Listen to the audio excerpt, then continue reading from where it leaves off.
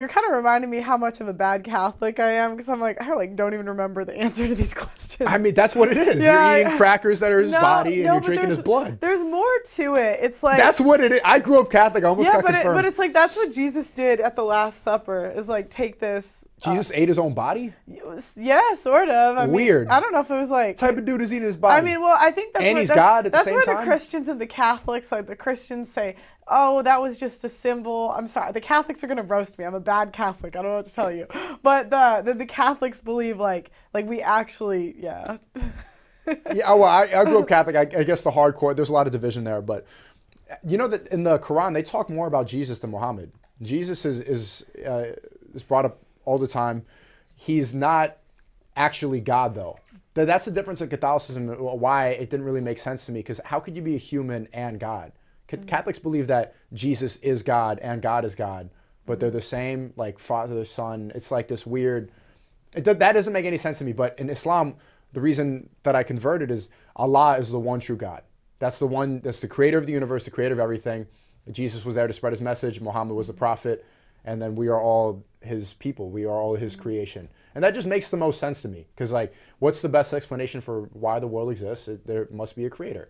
But instead of like a human half body eating. Yeah, that is a little confusing. That's why I like, it's just there's one creator. And also they're really strict and on their beliefs on masculinity and femininity, on the differences between men and women and our roles and what we should be doing. I went to the mosque and I was with some well-respected people in the Islamic community. I don't want to say who. I was with them, and after the first time praying there, you get on the rug and you do all that.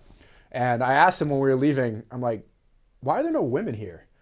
Like I never thought about them before. I was in the mosque and like I never noticed like there's no women here. And then I asked him that question. He looked at me like I was stupid. Like they're at home. They're cooking. Like why would they don't need to, they pray at home. They don't need to be here. This is the men's job to go out and provide and to go and but they're not, and I never even realized that they're not there because the division between men and women is extremely important, respected, and it's ingrained in the culture. But that's not the same in any of these other religions. That's true. In a lot of Christian and I would say and Catholic religions, the women are leading relationships. They're in charge. Yeah. Happy wife, happy life. Yeah. What's the other one? She wears the pants. I mean, I heard that all the time growing up. She wears the pants in a relationship. Like there were so many couples that I can point to and say, yeah, that's. And they'd be like, oh, she gotta ask the wife. She wears the pants, and they're, oh yeah, the wife. It's just, ew, why? Well, it's like in America, and I'll say like I think this definitely affected me. It's like men and women are kind of raised the same. And they don't really talk about our differences. And even like being in sports, that's like a typically like male dominated, like, men are better at sports, right? And really? No. Well, now we got in our leagues. Oh, no. Get them out. To destroy Get them out. Good thing you got out of volleyball now. You'd be destroyed by Dylan Mulvaney. Actually, I think you could beat him up. I think you got him. I actually rejoined the team after I told you I quit. Hey. Yeah. That's good. Yeah, so we'll see. But what I realized is like a lot of times like the women in sports are a little bit more masculine because we're kind of like being trained and raised. It's competitive, athletic. Yeah. And that's what I realized. Like I think women like we are happier when they push our differences. But the thing is in America they act like we're exactly the same. Why not do that? The big wake-up call was going to Japan and seeing, and you have to go. You have to go just to see how the women act because this is a big part of your show and I think it will give you a new perspective. The women there don't have a drop of testosterone in their body. Like they just the way that they smile, the way that they talk to you, how high-pitched their voice is. It's like, whoa. And it's just so nice. It's just so soothing and pleasant. Like you order something, oh, okay, and you're like, oh, and you just want to protect them. Just naturally, you feel more like a man because you want to protect and you want to provide for her. You just want to create that nice environment for this beautiful feminine woman. And then you realize there like the amount of bullshit that you need to put up with these women in America and London, how combative they are and how hard it is for them to submit. Like it's not in their nature. Everything in the culture is steering them away from being feminine. It's like no, it's just the Cardi B thing. You need to be the tip top guy in order to make a woman submit. But women are happy to just do that in Japan. The way that they dress, they're just way more girly, and not in like an overly sexual way. None of them have their cleavage out. They're always they're not showing too much like skin. But they dress extremely girly with their dresses and their fingernails, and like some always walk around with cat ears because it's goofy.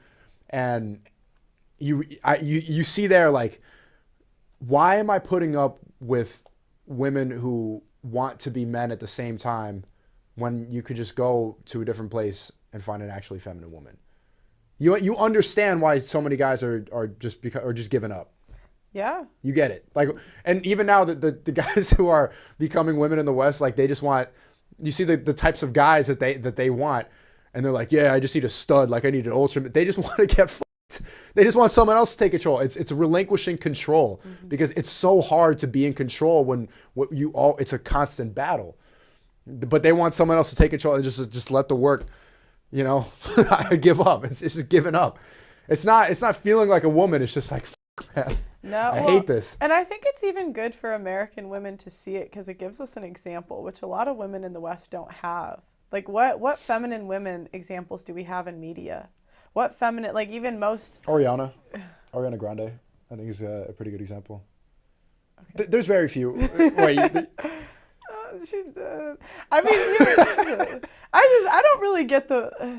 I don't know much about her. There's very few. There's very few. But the way she acts, she kind of acts and everything. Like, she covers her wrist. She's like, hee. Yeah. She kind of acts like that.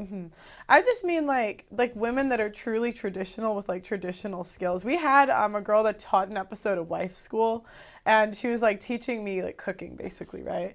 And I was so inspired just being around her, to be just spending a day with her, because she was just so like the most feminine woman I've ever met in my life. And I think that like in the West, a lot of times, especially people from single parent homes, they've never met someone like that. And it's not all the women, it's not their fault either. A lot of the time it's the weak men. Like, women can't be in their feminine nature if they're around a bunch of... But why are the men weak? Because the women are masculinized too. It's when you act like there's no division, when you separate the idea that we're different. I have a different take. What's your take? So my take is it's the government, because of the way that relationships are set up by the government. And I think that's why. So if me and you are in a contract, right? If we're married, right? And I get paid to walk away, and you lose everything by walking away, you're always going to be trying to make me happy so I don't walk away. I think that influences relationships. And I think that's the shift where you see in relationships where women started like wearing the pants. Yeah, we don't disagree, but there's many factors. Like that's a major factor. The music that we listen to. The media. It's everything. It's just Western culture. It's all of it. The separate, like not having any identity, people always arguing, and the beliefs that we have. Everything is steering us in that direction. So my other question too is, you mentioned Japan. Why are the women still so unmarried and single there? I know it's a big problem. So it's like... Is that a true stat? Well, what are the stats on that? I don't... You may look it up. I can. Sure. Okay. But it's like... There's a lot of single women in Japan? Yeah, and I heard that. I didn't see that. When I went there, I heard a lot of rumors about Japan. Like, they talked about how creepy it was. Like, one thing that people hear is that they sell girls' panties in vending machines. I didn't see that. They talked about how many how creepy guys are on the train. I didn't see. I was on the train every single day.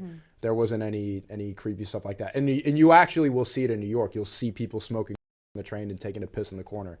But Japan is not like that. As many of you know, I was just banned on TikTok, and we are demonetized on a daily basis on this platform. If you want to help, please consider sending a super thanks below. Every donation helps, and it helps make what we do possible.